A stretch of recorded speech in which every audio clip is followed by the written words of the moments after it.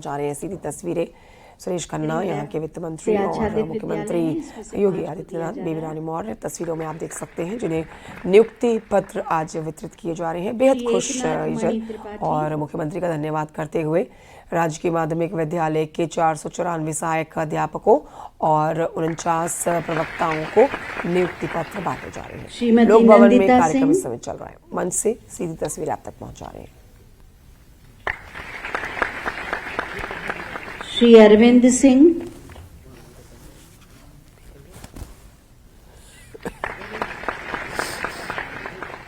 श्रीमती पूनम कनौजिया और इसके बाद 11 लोगों को नियुक्ति पत्र वितरित किया जाएगा। नियुक्ति पत्र प्रदान किया जाएगा। इसमें आगरा के श्री लक्ष्मी नारायण जी,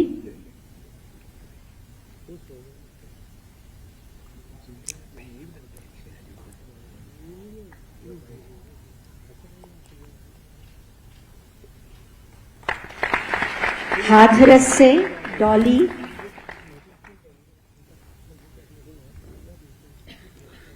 हाथरस के विद्यालय से डॉली,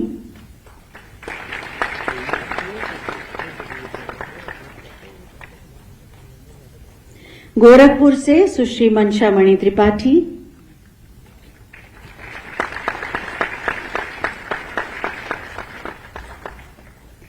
आजमगढ़ से श्री गणेश कुमार,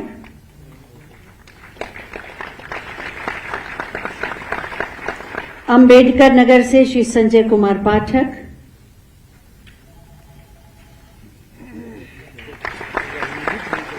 रामपुर से सुश्री फिरोज जहां,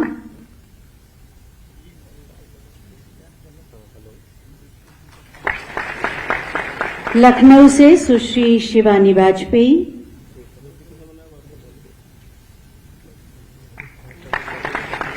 जौनपुर से श्री नीलेश कुमार सिंह,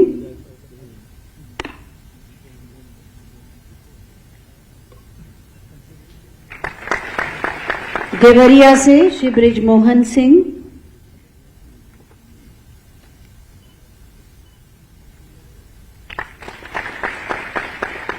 अमरोहा से सुश्री पूजा भाटी,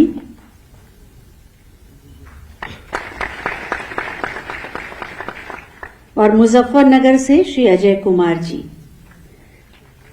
मंच पर तो कुछ लोगों को ही माननीय मुख्यमंत्री महोदय के हाथों मिला, बहुत बहुत धन्यवाद माननीय, लेकिन यहां पर सभी को मिल चुका है। मैं चाहूंगी एक बार जोरदार तालियों से आप अपने हृदय का उत्साह मंच तक ले जाएं।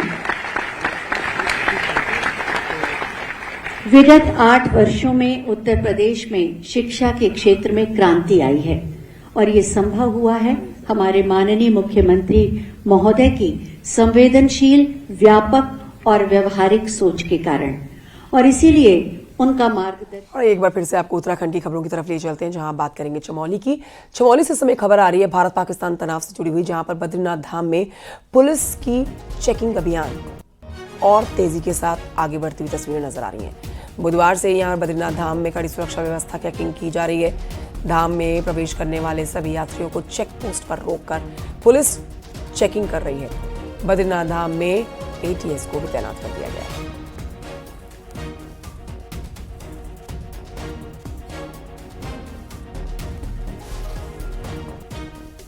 उधर उत्तरकाशी से इस समय बड़ी खबर, जहां ऑपरेशन सिंदूर के बाद उत्तराखंड में 4 धाम यात्रा के मद्देनजर सुरक्षा बढ़ाई हुई है। चारों धामों में कड़ी सुरक्षा, IRB बम निरोधक दस्ता, पैरामिलिट्री फोर्स तैनात यहां पर।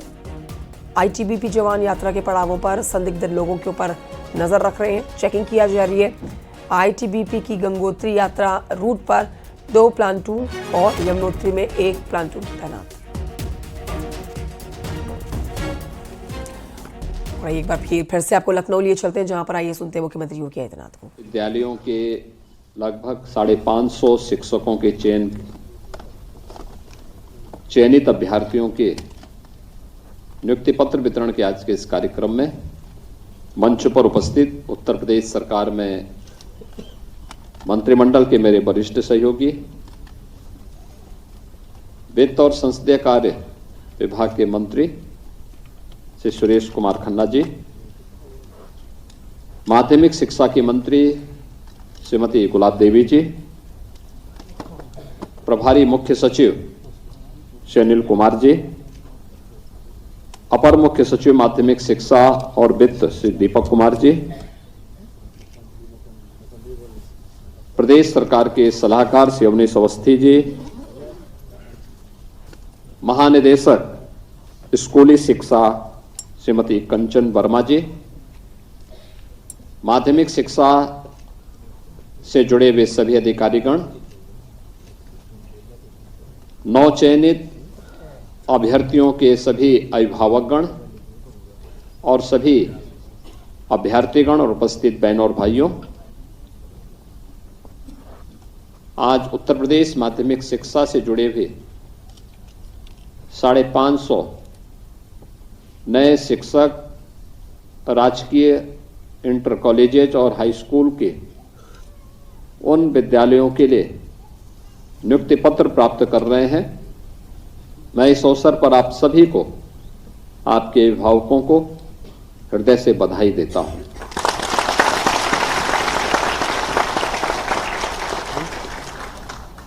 उत्तर प्रदेश माध्यमिक शिक्षा का हिस्सा बनने के लिए आप सभी का अभिनंदन भी करता हूं।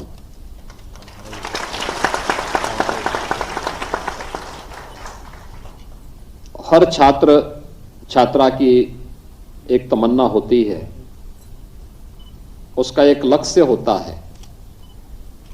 उस लक्ष्य को प्राप्त करने की खुशी आपके लिए अत्यंत महत्वपूर्ण खुशी होगी।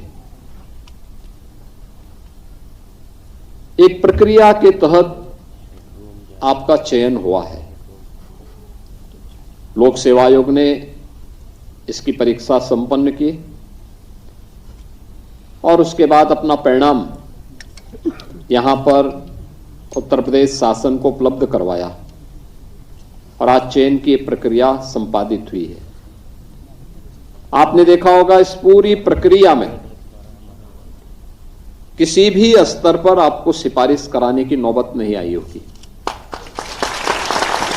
एक निष्पक्ष और पारदर्शी चयन की प्रक्रिया के माध्यम से प्रधानमंत्री मोदी जी के मिशन रोजगार के लक्ष्य को प्राप्त करने की दिशा में सरकार ने जो कदम आज से 8 वर्ष पहले प्रारंभ किए थे, आज 8 लाख से अधिक नौजवानों को प्रदेश की विभिन्न सेवाओं में सरकारी नियुक्ति पत्र देकर के हमने उसे आगे बढ़ाने का काम किया है। अकेले माध्यमिक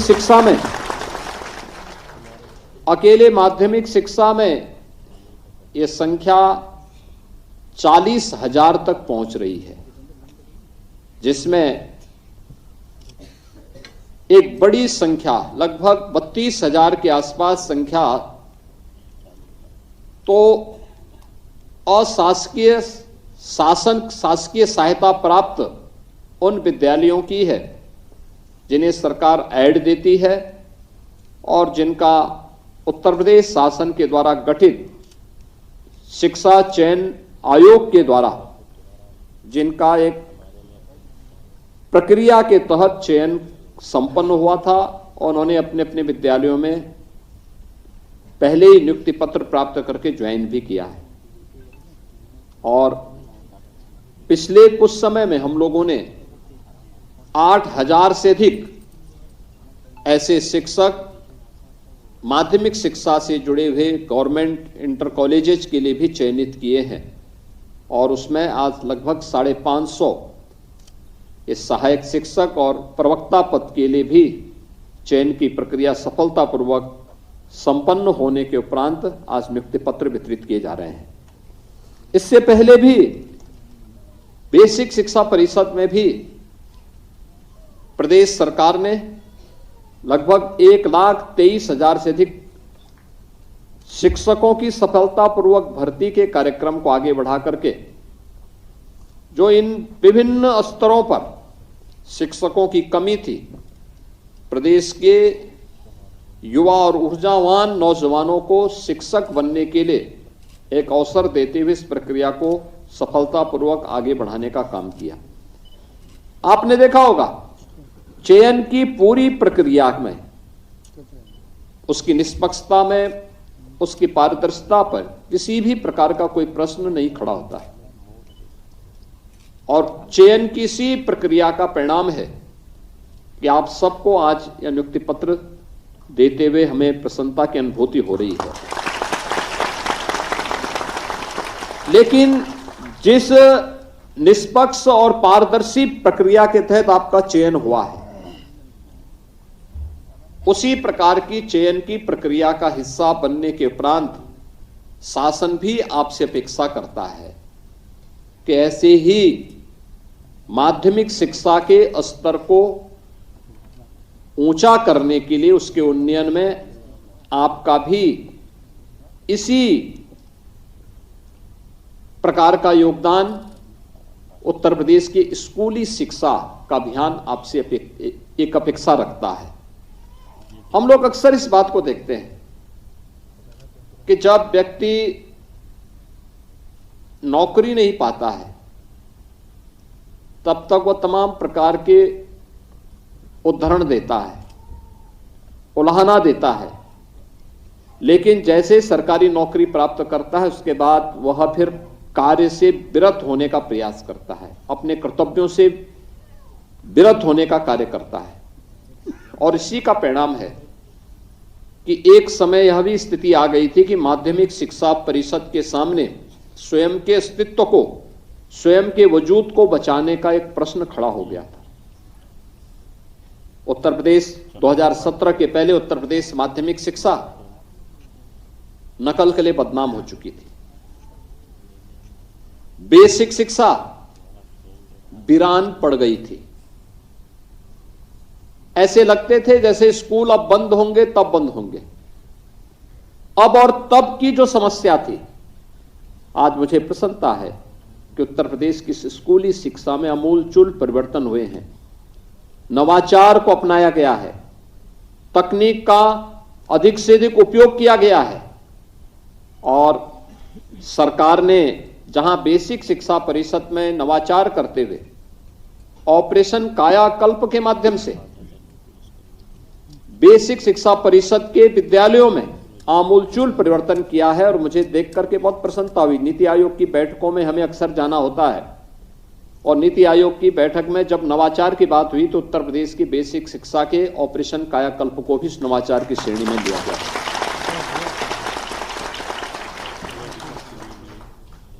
यानी नींव ही अगर कमजोर हो गई तो उस कमजोर नींव में क्या मजबूत भवन की कल्पना की जा सकती है?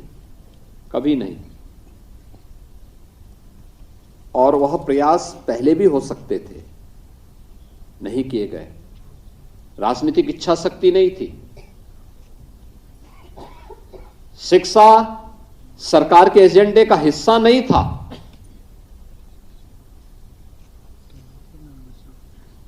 प्रदेश और देश के बचपन के साथ खिलवाड़ करना कुछ लोगों के जीवन का एक जुनून बन चुका था। परिणाम हम सबके सामने थे कि पहचान के संकट से उत्तर प्रदेश के युवाओं को गुजरना पड़ा था। आज पहचान का संकट उत्तर प्रदेश वासियों के सामने नहीं है। आज उत्तर प्रदेश का वासी बड़े गर्व के साथ कह सकता है कि हम उत्तर प्रदेश के वासी हैं। नौजवान अपनी पहचान को अब छुपाता नहीं है, क्योंकि प्रत्येक क्षेत्र में कुछ न कुछ नयापन किया है। क्या शिक्षा के क्षेत्र में, क्या स्वास्थ्य के क्षेत्र में, क्या इंफ्रास्ट्रक्चर के क्षेत्र में, क्या एम्प्लॉयमेंट के क्षेत्र में, क्या व्यापार के क्षेत्र में, क्या निवेश के क्षेत्र में, क्या सुरक्षा के क्षेत्र में। प्रत्येक क्षेत्र में आज उत्तर प्रदेश एक नए भारत के नए उत्तर प्रदेश के रूप में अपनी एक नई पहचान बनाई है। इसके लिए प्रयास करने होते हैं। ऐसे ही ऑपरेशन कायाकल्प का कार्यक्रम जब हम लोगों ने 2017 में प्रारंभ किया था, तब ज्यादातर बेसिक शिक्षा परिषद के स्कूल बंदी के कगार की ओर जा रहे थे। छात्रों की संख्या लगातार कम हो रही थी।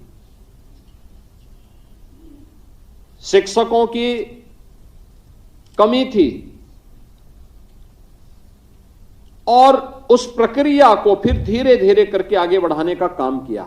और आज हमें प्रसन्नता है कि अनेक नवाचार का एक केंद्र बेसिक शिक्षा परिषद बना है और उसके बेहतर परिणाम प्रदेश के अंदर देखने को मिल रहे हैं। ऐसे ही माध्यमिक शिक्षा का था नकल। मुझे आश्चर्य होता था, नकल के लिए कुछ जनपद तो एकदम बदनाम हो चुके थे। मैं देखता था कि स्कूल में शिक्षक नहीं, स्कूल में रेगुलर छात्रों की संख्या अत्यंत कम है, लेकिन वहां पे एडमिशन करने के लिए और परीक्षा देने के लिए हरियाणा से, हिमाचल प्रदेश से और जम्मू कश्मीर के छात्र भी वहां पर आए हुए हैं। भाई ये हिमाचल, जम्मू कश्मीर और हरियाणा के छात्र पूर्वी उत्तर प्रदेश के किसी सुदूर जनपद में परीक्षा देने के लिए आए हैं, तो क्या इस जनपद में इतना अच्छा माहौल है पढ़ाई का कि उनको वहां से यहां आना पड़ा, जहां जाने में ही लोगों को असुविधा होती थी, कनेक्टिविटी का अभाव था, तब भी परीक्षा देने के लिए कोई आए हैं। और जब हम लोगों ने इसका जांच पड़ताल की तो पता लगा साहब ये तो प्रॉक्सी परीक्षार्थी भी है, यानी उसके नाम पे कोई दूसरा व्यक्ति ही वहां पे परीक्षा दे रहा है, वह एक्चुअल में है नहीं। ये ठेका पद्धति बोर्ड की परीक्षाओं को पूरी तरह जब रोका गया, पहले साल मीडिया ने काफी उसको हाईलाइट किया था उस समय कि इतने लाख लोगों ने परीक्षाएं छोड़ी। हमने कहा इतने लाख वे लोग हैं जो परीक्षा देने के लिए आते नहीं थे, उनकी जगह ठेका पद्धति से परीक्षा संपन्न होती थी। और जब कड़ाई की गई, आज आप देख रहे होंगे परीक्षा परिणाम में भी सुधार हुआ है। और नकल विहीन परीक्षा करने के साथ साथ इसमें भी एक नवाचार हमें देखने को मिला है कि माध्यमिक शिक्षा परिषद की 56 लाख जो परीक्षार्थी हैं, इनकी परीक्षा को मात्र 14 दिन के अंदर संपन्न किया जा सकता है। अपने आप में एक उदाहरण है और एक 15 दिन के अंदर परिणाम भी दिए जा सकते हैं, ये अपने आप में एक उदाहरण है। समय को कम करते हुए एनईपी के लक्ष्य को प्राप्त करना भी ये परीक्षा की शुचिता और पारदर्शिता को आगे बढ़ाने का काम करता है, और यह तकनीक के उपयोग के बगैर संभव नहीं था। दूसरा, एक टीम वर्क, माध्यमिक शिक्षा परिषद के स्कूल से लेकर के बोर्ड के अधिकारियों, इन सबके सहयोग से जब सामूहिक प्रयास आगे बढ़ा, स्थानीय प्रशासन के साथ बेहतर समन्वय, तब ये परिणाम आगे बढ़ा। हम लोग देखते थे जिन विद्यालयों से कभी देश के उच्च पदस्थ जीवन के प्रत्येक क्षेत्र में जुड़े हुए व्यक्ति निकले हैं, वे विद्यालय वीरान हैं या उजाड़ जैसे दिखाई दे रहे हैं। मैं लखनऊ में एक विद्यालय में गया था, मैं देख के बहुत चकित था। मैंने कभी इतना पुराना विद्यालय, 100 वर्ष पुराना विद्यालय, और उसमें बड़े बड़े पेड़ उगे थे। मैंने वहीं से माध्यमिक शिक्षा परिषद के प्रमुख सचिव को फोन किया। मैंने कभी एक दिन आके विजिट करना इस विद्यालय में, अपनी आंखों से एक बार देख के आओ इस विद्यालय की क्या स्थिति है। और बाद में फिर हम लोग बैठे भी, जो समस्या पे ही चर्चा नहीं करनी, उसका समाधान भी निकालना है। मैं बाराबंकी में गया था, बाराबंकी में भी मैंने वहां की जो गवर्नमेंट इंटर कॉलेज था उसकी स्थिति देखी, जर्जर भवन था। तो मैंने कहा भी पहले इस भवन के नीचे छात्रों को बिठाना बंद करो, और फिर उसके लिए नए भवन के प्रस्ताव को आगे बढ़ाया। आज प्रोजेक्ट अलंकार के अंतर्गत न केवल गवर्नमेंट संस्थाओं में बल्कि गवर्नमेंट की सहायता से संचालित अशासकीय विद्यालयों को भी आज सरकार के द्वारा अनुदान देने की प्रक्रिया को आगे बढ़ाते हुए सैकड़ों विद्यालयों में अच्छा इंफ्रास्ट्रक्चर वहां पे देखने को मिल रहा है, अच्छा फर्नीचर देखने को मिल रहा है, अच्छे भवन देखने को मिल रहे हैं। आज कोई भी अभिभावक जाता है या छात्र जाता है जो एक तमन्ना से गया है कि मैं हाई स्कूल की पढ़ाई करूंगा या इंटरमीडिएट तक पढ़ाई करूंगा, अगर विद्यालय भवन ही टूटा है, जर्जर है, तो स्वाभाविक रूप से पहले तो उसके सामने प्रश्न ये उठता होगा कि साहब बरसात के समय या कभी कोई तेज तूफान चले तो इस भवन के नीचे रह करके मैं सुरक्षित रह पाऊंगा कि नहीं रह पाऊंगा। दूसरा, वह उसमें बैठा हुआ है और वहां पे बड़ी बड़ी दीवार, उसमें दरारें पड़ी हुई हैं, कितना वो सेफ होगा, कितना मन लगा करके वो बच्चा पढ़ता होगा या शिक्षक पढ़ाता होगा। लेकिन आज जब अच्छे भवन बन गए हैं तो उसका फर्स्ट इंप्रेशन ही अच्छा चला गया। भवन अच्छा है, लैब्स अच्छी हैं, लाइब्रेरी है, वहां पर अच्छे स्मार्ट क्लासेस भी बन चुके हैं, बहुत कुछ सुधार उसके अंदर देखने को मिल रहा है। और उसी प्रक्रिया को आगे बढ़ाते हुए अब प्रधानमंत्री मोदी जी के विजन को आगे बढ़ाते हुए न केवल अच्छा पठन पाठन का माहौल हो बल्कि खेल कूद की गतिविधियों को भी हम आगे बढ़ा सके। मिनी स्टेडियम के कार्यक्रम को बनाना, गवर्नमेंट कॉलेजेस में इन कार्यक्रमों को आगे बढ़ाया जा रहा है। हम लोगों ने अन्य संस्थाओं के लिए भी व्यवस्था की है। उत्तर प्रदेश सरकार की युवा और खेल कूद विभाग के माध्यम से भी हम लोग मिनी स्टेडियम के निर्माण के कार्यक्रम को आगे बढ़ा रहे हैं। कई संस्थाओं में हम लोगों ने इस कार्य को आगे बढ़ा दिया है, जिससे बच्चा केवल पठन पाठन तक ही सीमित न रहे, खेल भी अपने आप में, खेल कूद की गतिविधियां भी उसके जीवन को आगे बढ़ाने में निर्णायक साबित हो सकती हैं। और उन कार्यक्रमों को भी आगे बढ़ाने का कार्य आज सरकार तेजी के साथ आगे बढ़ाई है। ऐसे आज 23 मिनी स्टेडियम का शिलान्यास का कार्यक्रम भी यहां पे संपन्न हुआ है। यहां पे आईटीसी योजना के अंतर्गत जो आईटीसी लैब्स बने हैं तमाम विद्यालयों में, उसने भी तकनीक के प्रति माध्यमिक शिक्षा से जुड़े हुए विद्यालयों को आग्रही बनाया है। अगर हम आज की तकनीक में पिछड़ जाएंगे तो हम अपने वर्तमान पीढ़ी के साथ अन्याय करेंगे। और माध्यमिक शिक्षा परिषद ने इस दिशा में न केवल इस कार्यक्रम को आगे बढ़ाया है बल्कि भारत सरकार के साथ ही, भारत सरकार की स्कूली शिक्षा के साथ इसका समन्वय करते हुए इस अभिनव प्रयोग को आगे बढ़ाने के लिए प्रेरित किया है। और इसके साथ ही अटल टिंकरिंग लैब्स की भी स्थापना करने के कार्यक्रम को आज यहां पर आगे बढ़ाया जा रहा है। यानी नवाचार के हर एक पक्ष को देश के अंदर और दुनिया के अंदर क्या कुछ घटित हो रहा है, हम उससे अपने आप को दूर नहीं कर सकते, अपनी वर्तमान पीढ़ी को दूर नहीं कर सकते। सरकार का विजन स्पष्ट है, लक्ष्य भी स्पष्ट है,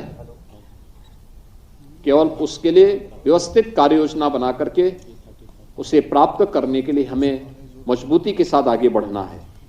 और वह तभी संभव है जब परस्पर समन्वय के माध्यम से, एक टीम वर्क से हम सामूहिक प्रयास करें। ये जो शिक्षक हैं आज, जिनको आज हम यहां पे नियुक्ति पत्र दे रहे हैं, ये लोग देखें नए सत्र में किस प्रकार की गतिविधियों को आगे बढ़ाया जा सकता है। अभी से अपने संस्थाओं में जाकर के इन बातों का अध्ययन करें कि कैसे पढ़ाने का तरीका क्या हो सकता है। एनईपी के अंतर्गत किस प्रकार से छोटे छोटे उदाहरण दे करके आप बच्चे के लिए उस पाठ्यक्रम को और आसान बनाने में अपना योगदान दे सकते हैं। उबाऊ पाठ्यक्रम न हो, आपकी क्लास उबाऊ न बने, उदाहरण ढूंढने पड़ेंगे आपको, छोटे छोटे उदाहरण के माध्यम से, छोटी छोटी कथाओं के माध्यम से अगर आप उनको बताने का प्रयास करेंगे तो आप पाठ्यक्रम उनके लिए और भी रुचिकर बनेगा। और उस दिशा में आपके द्वारा किए जाने वाले प्रयास उसको आगे बढ़ाने में योगदान देंगे। मैं आज के इस अवसर पर आप सभी से एक बात की अपील करूंगा। दुनिया बदल चुकी है, हमें उसके साथ अपने आप को लेकर के चलना होगा। अगर हम उसके साथ चलेंगे, आज की आवश्यकता के अनुरूप अपने युवाओं को तैयार करेंगे, तो हमारी प्रासंगिकता बनी रहेगी। अगर हमने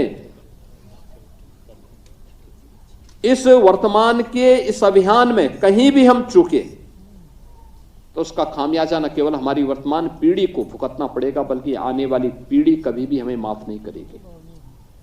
हमें इस प्रवर्तमान अभियान का हिस्सा बनकर के मजबूती के साथ एक विकसित भारत की आधारशिला अपने विद्यालयों से रखनी है। और 8 वर्ष के परिश्रम से डबल इंजन सरकार ने जो कार्य प्रारंभ किए, आज उसका परिणाम हमारे सामने है। अब उत्तर प्रदेश बीमारू राज्य नहीं है। उत्तर प्रदेश अब भारत के ग्रोथ इंजन का हिस्सा बना है। देश की सबसे बड़ी उभरती हुई अर्थव्यवस्था में से एक है। यानी ये पोटेंशियल पहले भी था, ये प्रतिभाशाली युवा पहले भी थे। ये जितना कुछ भी हम करने में सफल हुए हैं, ये तब जब पारदर्शी तरीके से चयन की प्रक्रिया के माध्यम से शासन के विभिन्न सेवाओं में अच्छे और समर्पित युवाओं की टीम आज वहां काम कर रही है। तब उनके द्वारा जो रिजल्ट दिए गए हैं, वो उत्तर प्रदेश को बीमारू राज्य से उभार करके आज भारत के ग्रोथ इंजन के रूप में, रेवेन्यू सरप्लस स्टेट के रूप में स्थापित करने में अपना योगदान दे रहे हैं। और उसी अभियान में हमें अब विकसित भारत की आधारशिला का, जिसका विजन प्रधानमंत्री मोदी जी ने देशवासियों को दिया है, उस विकसित भारत की परिकल्पना को साकार करने का कार्य करना है। विकसित भारत कैसा है, इसकी झलक कल भी आपने देखी होगी। याद करिए, विकसित भारत किसी को छेड़ता नहीं है। विकसित भारत अनावश्यक रूप से किसी के कार्यों में हस्तक्षेप नहीं करता है। और ये तो इतिहास रहा है हमारा। बेवजह हमने किसी देश के कार्य में कभी भी हस्तक्षेप नहीं किया। लेकिन अगर कोई हमारे आंतरिक मामलों में हस्तक्षेप करके हमारे नागरिकों को छेड़ता है, उनकी सुरक्षा में सेंध लगाता है, तो नया भारत जो विकसित भारत की आधारशिला बन चुका है, वह उसको छोड़ता भी नहीं है, उसकी मांद में घुस करके उसको जवाब देता है। और कल आपने भारत की ताकत का एहसास दुनिया ने भी किया है, और आने वाले समय में भी दुनिया इस ताकत का एहसास करेगी। इसमें महत्वपूर्ण नागरिक कर्तव्य अब हो जाते हैं। विकसित भारत के लिए नागरिक कर्तव्य अत्यंत महत्वपूर्ण होंगे। शिक्षक अपने क्षेत्र में प्रयास करें नवाचार के लिए, शिक्षा के क्षेत्र में शोध और विकास के अभियान को आगे बढ़ाने के लिए, शिक्षा के क्षेत्र में ऐसे कौन से परिवर्तन ला सकते हैं, कौन सी तकनीक अपनाई जा सकती है जो पहचान के लिए नौजवानों को, हमारी वर्तमान पीढ़ी को मोहताज करने के लिए न छोड़ दें, बल्कि उसके उज्जवल भविष्य को आगे बढ़ाने में अपना योगदान दे सके। हमें उस दिशा में आगे बढ़ना होगा। और मुझे पूरा विश्वास है कि लगभग 550 जो ये शिक्षक आज चयनित हुए हैं, जिनको नियुक्ति पत्र दिया जा रहा है, ये सभी लोग अपने अपने क्षेत्र में जाकर के कुछ नयापन करके अपनी ऊर्जा और प्रतिभा का लाभ वर्तमान पीढ़ी को देंगे। इस विश्वास के साथ मैं आप सबको आज के इस अवसर पर हृदय से बधाई देता हूं, अपनी शुभकामनाएं देता हूं और आपकी सेवाओं के लिए आपका अभिनंदन भी करता हूं। धन्यवाद। जय हिंद।